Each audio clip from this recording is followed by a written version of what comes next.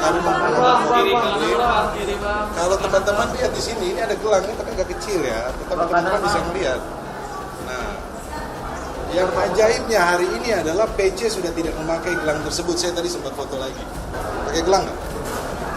Saya didoktrin terus-menerus oleh klien Bapak tentang skenario. Siapa yang doktrin? Di mana yang doktrin? Di mana saudara didoktrin? Di lantai 3.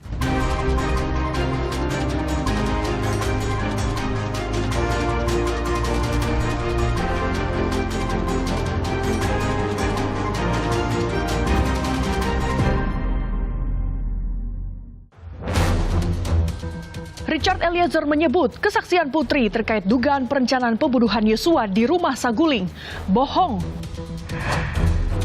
Perdebatan sengit antara Ferdi Sambo dengan pengacara Barada Richard Eliezer.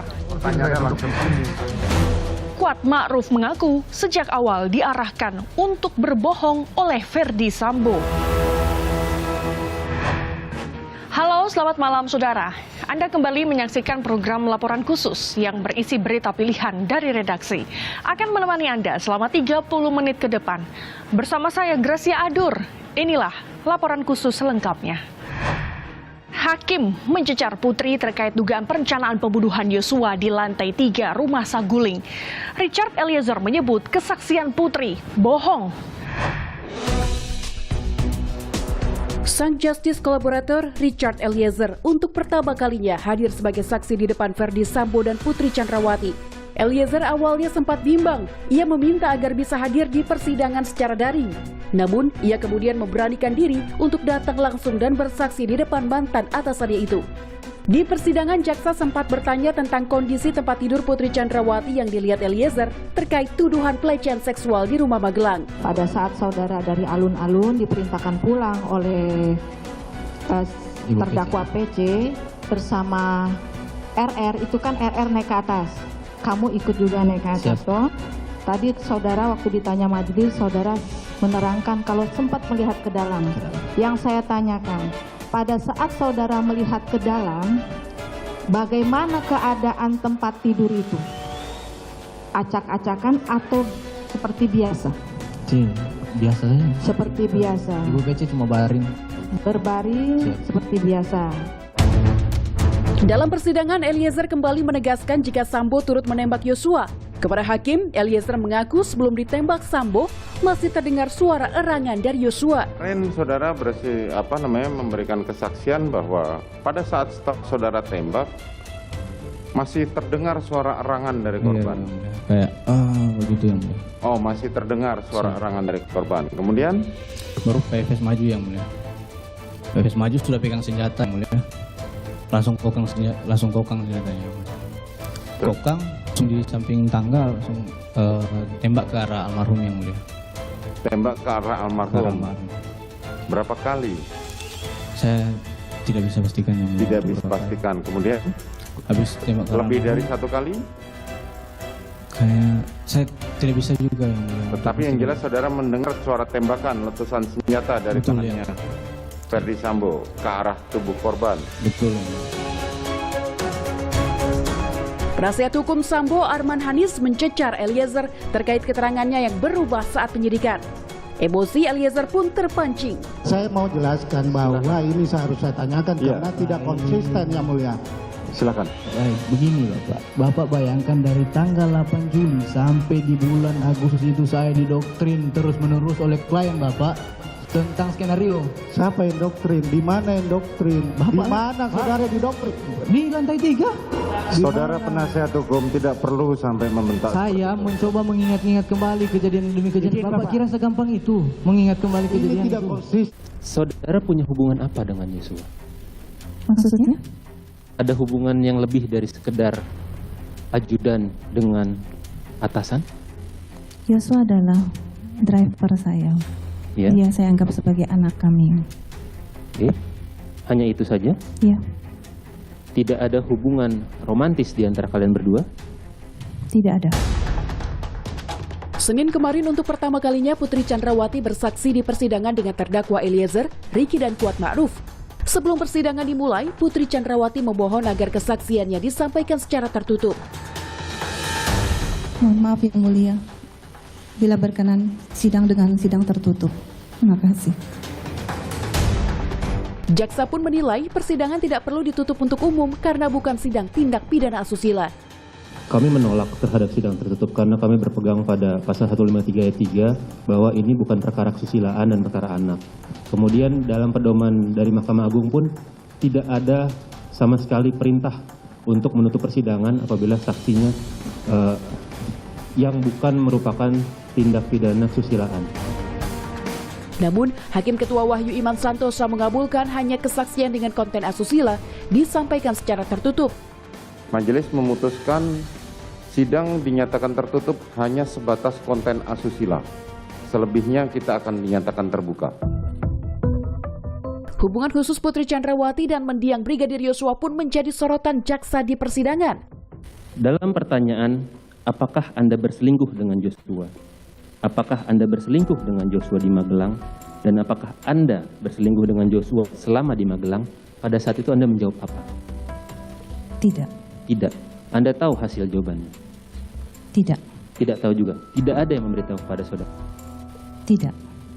Di sini Anda diindikasi berbohong. Bagaimana dengan ini? Saya tidak tahu. Anda tidak tahu sama sekali? Tidak.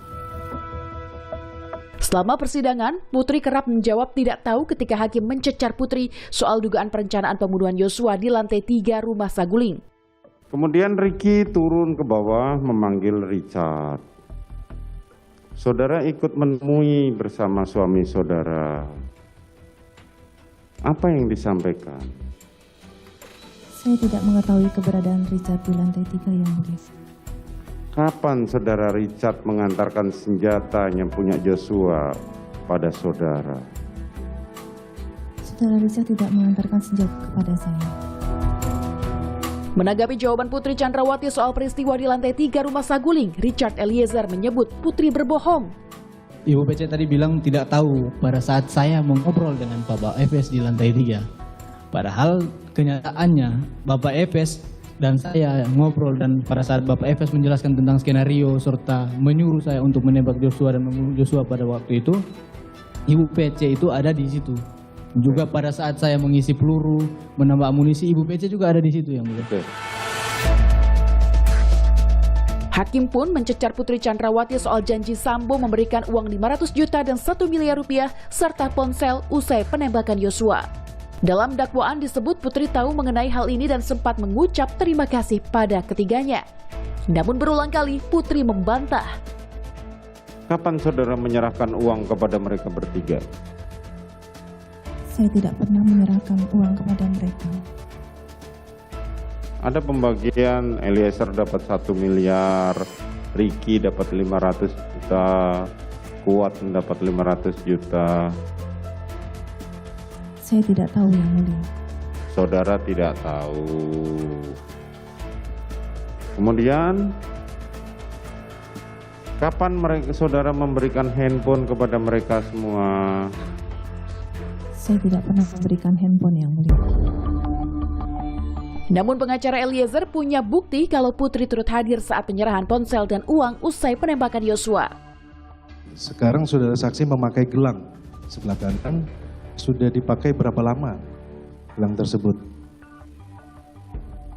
Saya lupa sudah berapa lama. Maka sudah lebih dari setahun? Sepertinya sudah lebih setahun.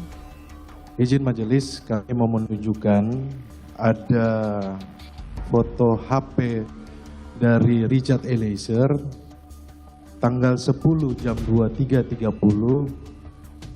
HP ini tidak disita tetapi dikembalikan kepada orang tua Richard Eliezer di Makobrimob.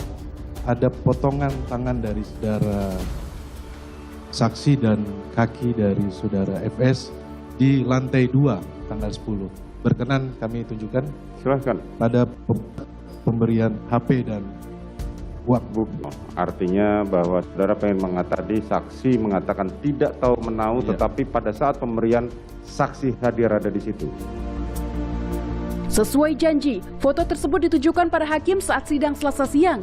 Dan di saat yang bersamaan, gelang yang biasa dipakai istri Sambo itu tak lagi tampak menghias pergelangan tangan Putri sepanjang sidang berlangsung. Jadi kami saudara PC memakai gelang ya. Ini memakai gelang yang kami kalau teman-teman lihat di sini, ini ada gelang, ini tapi agak kecil ya, tetapi teman-teman bisa melihat.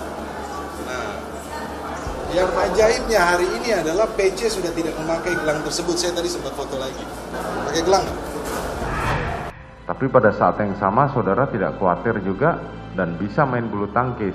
Sangatlah janggal.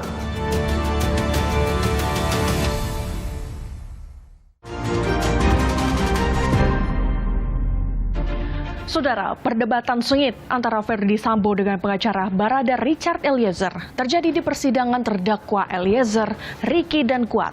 Sambo bersikeras, penembakan berawal dari laporan Putri Chandrawati yang menyebut Yosua melakukan pelecehan seksual di rumah Duren 3. Saudara Yosua itu mati karena perbuatan siapa? Sepengetahuan saya, ya karena penembakan. Yang ditunggu-tunggu, Ferdy Sambo akhirnya dihadirkan sebagai saksi kasus pembunuhan berencana Brigadir Nofriansyah Yosua Huta Barat. Sambo menjadi saksi untuk terdakwa Richard Eliezer, Ricky Rizal, dan Kuat Ma'ruf. Sepengetahuan saksi, saudara Yosua itu mati karena perbuatan siapa? Sepengetahuan saya, ya karena penembakan. Kalau kematian itu karena penembakan yang dilakukan Richard, apakah saudara juga memiliki andil dalam kematian Yosua? Nanti silakan hakim yang menilai. Saya tidak mungkin Justru menyampaikan saya itu. bertanya, apakah saudara berdasarkan fakta yang saudara ketahui memiliki andil yang menyebabkan kematian Yosua atau tidak? Harusnya sudah bisa menilai bahwa Saya bertanya, Anda menjawab. kalau saya tidak punya andil, nggak mungkin saya duduk langsung. di sini. Menurut Sambo, penembakan berawal dari laporan Putri Chandrawati pada 7 Juli yang menyebut Yosua melakukan pelecehan seksual di rumah Magelang. Dengan isak tangis, keesokannya Putri mengadu Yosua telah melakukan pemerkosaan kala Sambo berada di Jakarta. Kemudian saya kaget yang mulia, karena saya tidak berpikir akan fatal seperti itu kejadiannya yang mulia. Saya emosi sekali yang mulia. Saya tidak bisa berpikir bahwa ini akan terjadi pada istri saya yang mulia. Ketua Majelis Hakim Wahyu Iman Santoso meragukan kesaksian Ferdy Sambo yang dinilai tak masuk akal. Kalau saudara mengatakan bahwa saya khawatir saudara menuruti apa permintaan istri saudara untuk tidak menghubungi aparat kepolisian setempat, tapi pada saat yang sama saudara tidak khawatir juga dan bisa main bulu tangkis. Kan dijadwalkan disampaikan Korspri bahwa tadi seperti yang saudara bilang ada jadwal main bulu tangkis. Sangatlah janggal gitu loh keterangan saudara.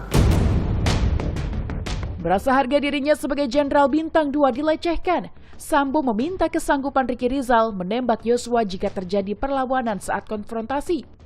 Mengaku tak siap mental, perintah penembakan pun jatuh kepada Barada Eliezer. Sambo mengaku tak terpikir aba-aba hajar merupakan penembakan yang membuat robohnya Yosua. Hajar, Cat. Kamu hajar, Cat. Kemudian ditembaklah Yosua sambil maju sampai roboh yang mulia. Itu kejadian cepat sekali, tidak sampai sekian detik karena cepat sekali penembakan itu. Kemudian saya kaget, kemudian saya sampaikan stop, berhenti. Begitu melihat Joshua jatuh kemudian sudah ada berlumuran darah, saya jadi panik yang mulia.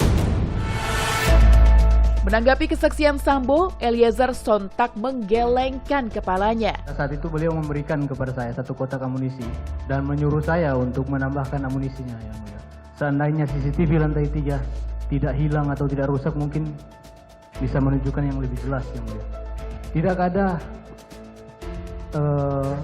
konfirmasi kepada almarhum Yosua pada saat di Duren 3. Karena pada saat almarhum Yosua masuk, beliau langsung menarik almarhum Yosua di leher almarhum dan mendorong ke depan serta menyuruhnya berlutut yang mulia. Itu saja? Siap yang mulia. Dan ada saya membantah juga tentang kata-kata beliau tentang menghajar, bahwa tidak benarnya itu, karena yang sebenarnya kan beliau mengatakan kepada saya dengan keras, dengan teriak juga yang mulia, dia mengatakan kepada saya untuk, woi kau tembak cepat, kau tembak. Lalu yang terakhir yang mulia, saya melihat beliau menembak ke arah Joshua yang mulia. Dan saya juga tidak menembak sebanyak 5 kali. Dalam program Rosi pekan lalu, Guru Besar Hukum Pidana Unpad Romli Atma Sasmita menilai Sambo tidak berkata jujur atas penembakan Yosua. Dari awal saya ikuti soal rekonstruksi dulu. Pertama kan rekonstruksi. Di situ Sambo memperagakan dia nembak. Dalam rekonstruksi loh, memperagakan dia nembak. Jadi jelas bahwa Sambo menembak setelah si Eliezer. Ketika si Eliezer menembak itu belum terampas nyawanya, belum mati sebetulnya. Mati dengan tembakan terakhir dari Sambo. Dari situ saya mulai berbohong. Dan berbohong yang konsisten. Kalau ini saya baru percaya kau jujur.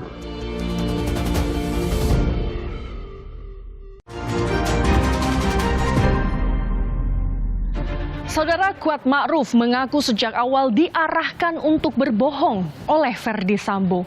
Hakim pun mencecar sejumlah pertanyaan. Namun diduga tidak objektif dalam persidangan, Kuat Ma'ruf justru melaporkan Ketua Majelis Hakim ke Komisi Yudisial. Kehadiran terdakwa Kuat Ma'ruf di persidangan pekan lalu mencuri perhatian.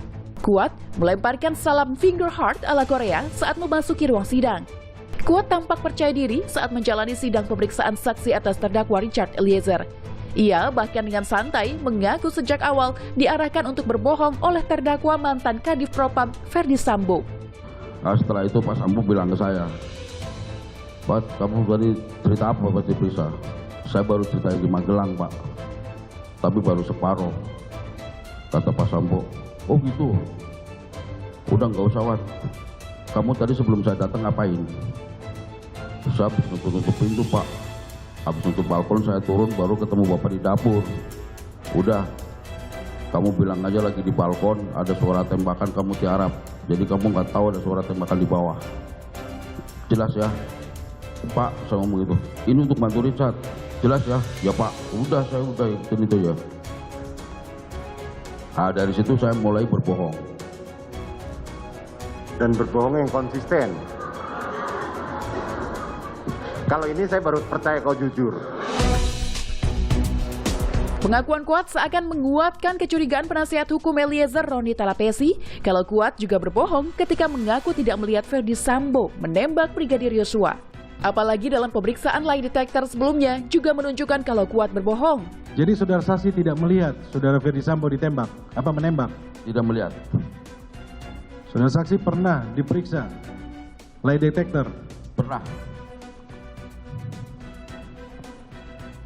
Tahu hasilnya? Tahu. Apa hasilnya? Katanya saya berbohong. Saudara saksi berbohong? Di layar itu. Jadi saudara saksi berbohong ketika saudara saksi ditanya lihat tembak Ferdi Sambo tidak, saudara saksi bilang tidak. Hasilnya apa? Berbohong katanya. Berbohong? Iya. Jadi yang benar yang mana? Ya benar saya lah, itu kan robot. Itu robot? Itu ilmiah.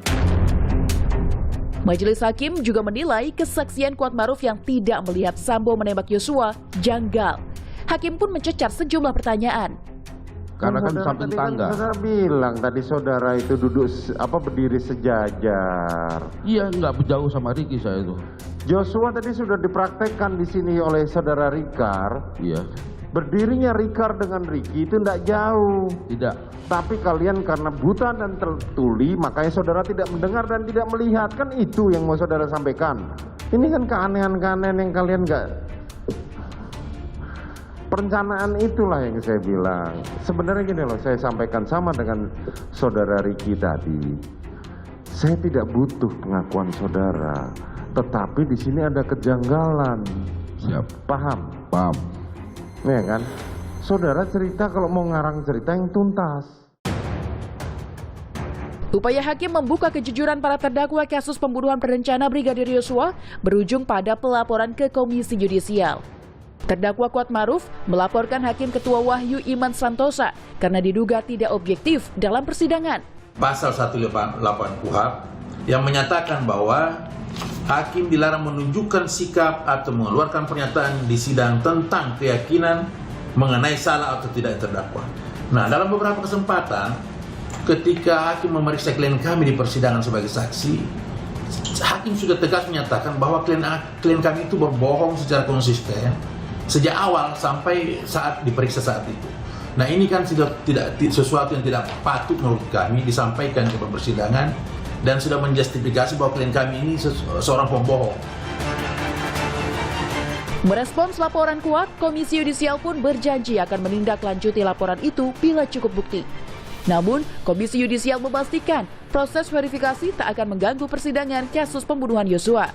Itu kami bisa sampaikan bahwa memang laporan sudah masuk dan tentu saja kami akan periksa apakah laporan ini bisa ditindaklanjuti dan apabila kemudian cukup kuat dasarnya dan kami akan tindaklanjuti dengan pemeriksaan dengan bukti-bukti mendapatkan bukti-bukti keterangan ya dan informasi. Sementara itu, mantan hakim dan pakar hukum pidana Asep Iwan Iriawan menilai komentar yang dilontarkan hakim adalah hal manusiawi menanggapi jawaban saksi yang kerap berubah-ubah. Kalau soal lapor jangan kan lapor kode etik, lapor kode buntut aja nggak ada masalah gitu, biarin aja. Dan hakimnya menurut saya kalau dipanggil Kaya jangan mau. Saya bilang jangan mau, jangan dengerin kalau Kaya itu mau cari panggung aja. Sedang sidang sampai Kaya itu berwenang tentang perilaku, bukan hukum acara. Kalau hukum acara salah, itu kewenangannya nanti Mahkamah Agung. Informasi tadi sekaligus menutup perjumpaan kita. Situasi memang terus membaik, namun kita tetap waspada karena COVID-19 masih ada. Selalu pakai masker saat berada di dalam ruangan, vaksinasi lengkap dan booster untuk perlindungan sempurna demi imunitas kita semua. Saya Gracia Adur, pamit undur diri, sampai jumpa.